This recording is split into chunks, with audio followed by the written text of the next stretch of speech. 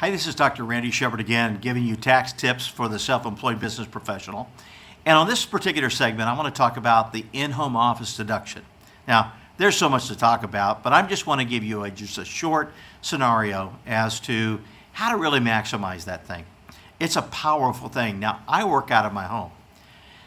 And as I do, I take what's called the in-home office deduction. Now, whether you own a home or even rent an apartment or rent a townhome, you can still take the in-home office deduction.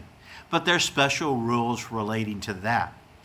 I was talking with a client, and they both work out of a bedroom that's made into an office. And you have to pass what's called the exclusivity rule. So I told them they were the gentleman was a publisher of a major magazine going around a certain territory, and then she had some kind of a business on that she was running, and they both used. She had her segment of the room set up for her business. He had his, and my first question was, well, let's see if you pass the exclusivity rule. And he says, no, I don't want to do the in-home office deduction. My CPA said that it's a red flag. And I'm like, what? What are you talking about? Yes, there's been a lot of people over the years that have misused it. And it can become, it is something that they look at. But I've used the in-home office deduction for years, but it's never caused an audit. And so the reality of it is it's not a red flag. There are several areas that the IRS looks at to see, have you abused this area? Because there's certain areas like the auto mileage and the in-home office deduction and travel and meals where people oftentimes will really misuse those deductions. And they find a lot of mistakes in those areas where people aren't being compliant. Well, the in-home office deduction, this guy was using it for years. And I said, my golly, I mean, you know, and it was a big old room. I said, is it used exclusively for business? And I asked him that question, and his answer was, absolutely, it has been. It's never been used for anything else. We don't entertain. We don't take anybody in. We shut and lock the door when we leave. And so it passes the exclusivity rule. I said, take a picture of it, and that becomes proof of it if you ever get audited.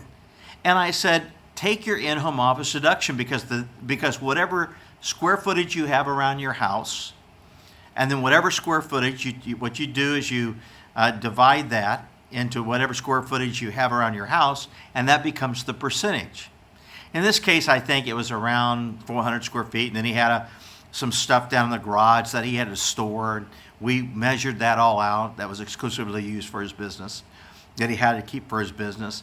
And so we measured it all out, and so in reality, we were able to take about 15% of his mortgage interest, 15% of home maintenance and repairs, 15% of his home mortgage insurance, and many other things that were utilities that were deductible and actually a write-off on his business.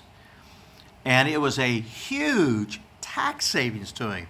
Well, he was mad at his CPA. He was ready to fire his CPA.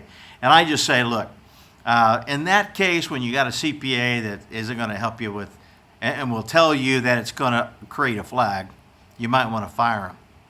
But a lot of CPAs want you to know that you've got to be IRS compliant. And one of the biggest things is, the number one rule is that area used exclusively for business, and are you using 51% of it in the course of your business for business?